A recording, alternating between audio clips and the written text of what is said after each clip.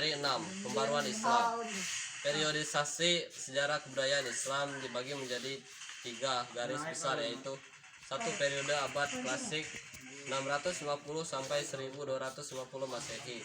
2. Periode abad pertengahan 1250 sampai 1800 Masehi. 3.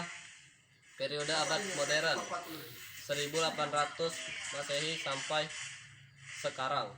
Setiap periode memiliki ciri-ciri yang membedakan dengan periode lainnya. Periode abad klasik menggambarkan kondisi kejayaan dunia Islam. Periode abad pertengahan menggambarkan kondisi kemunduran dunia Islam. Periode abad modern menggambarkan kondisi kebangkitan dunia Islam.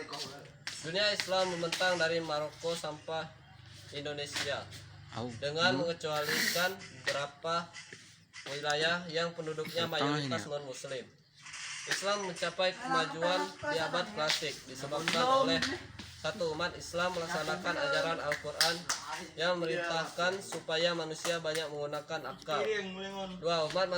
Umat Islam melaksanakan ajaran Rasulullah SAW yang mendorong agar kaum muslim tidak hanya menuntut ilmu agama, tetapi juga mempelajari ilmu-ilmu lain yang bermanfaat bagi kehidupan. 3. Umat Islam mengembangkan ilmu agama dengan berijtihad dan mengembangkan sains. Pada masa ini dunia Islam bukan hanya muncul ahli ilmu hadis, fikih dan tafsir, akan tetapi ahli kedokteran, matematika, optika, kimia, fisika, astronomi dan sebagainya. 4. Ulama yang berdiri sendiri. Para ulama pada masa ini menolak tawaran penguasa untuk menjadi pengawalnya. Pada periode abad pertengahan, laju keilmuan pada para ulama semakin melemah.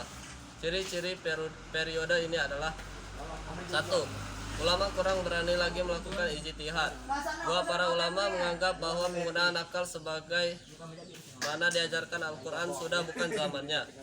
3. Ulama pada periode ini menerima saja karya yang dihasilkan oleh ulama zaman abad klasik. 4. Banyak ulama yang tidak lagi berdiri sendiri tapi bergantung pada penguasa. 5. Para ulama pada periode ini hanya menurut atau mengikut bertaklid pada ulama zaman klasik.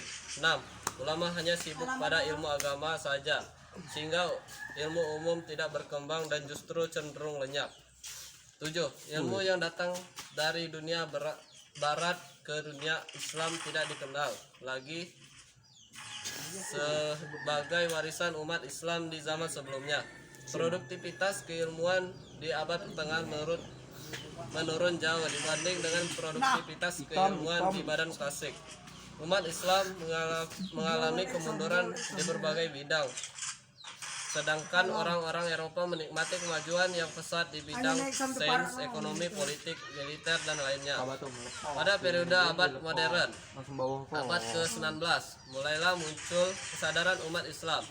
Kesadaran tersebut muncul ketika orang-orang Eropa berhasil menguasai dunia Islam. Pada awalnya bangsa Eropa lah yang mengalami kemunduran. Bangsa Eropa juga pernah dikalahkan oleh umat Islam pada zaman abad klasik tahun 650 Masehi sampai 1250 Masehi. Contohnya berhasilnya orang Eropa yang menguasai dunia Islam diantaranya adalah: 1. Negara Turki Utsmani yang dielulukan umat Islam pada penghujung abad pertengahan ternyata mulai surut akibat kalah perang dengan penguasa Eropa. 2. Napoleon Bonaparte dari Prancis dapat menguasai seluruh Mesir dalam waktu kurang lebih dari 3 minggu. 13. Inggris sebagai salah satu kekuatan Eropa mampu memasuki India dan menaklukkan kerajaan Mughal. Dalam kondisi keterpurukan itu membuat para ulama sadar atas derita kemunduran yang dialami umat Islam. Oleh karena itu pada abad modern muncul para ulama dengan gagasan-gagasan yang bertujuan memajukan umat Islam sehingga dunia Islam dapat mengejar kemajuan barat. Pemikiran para ulama yang muncul pada abad modern ini bukanlah doktrin mutlak seperti layaknya ayat-ayat dalam kitab suci. Akan tetapi pemikiran-pemikiran tersebut hanya sebatas gagasan relatif yang masih menerima perubahan dan pengurangan bagi bangsa Indonesia. Hadiran para ulama Islam modern ini membawa pengaruh yang kuat langsung dan tidak langsung. Mereka mengembangkan gagasan-gagasan yang sesuai dengan konteks keindonesiaan saat ini. Wassalamualaikum warahmatullahi wabarakatuh.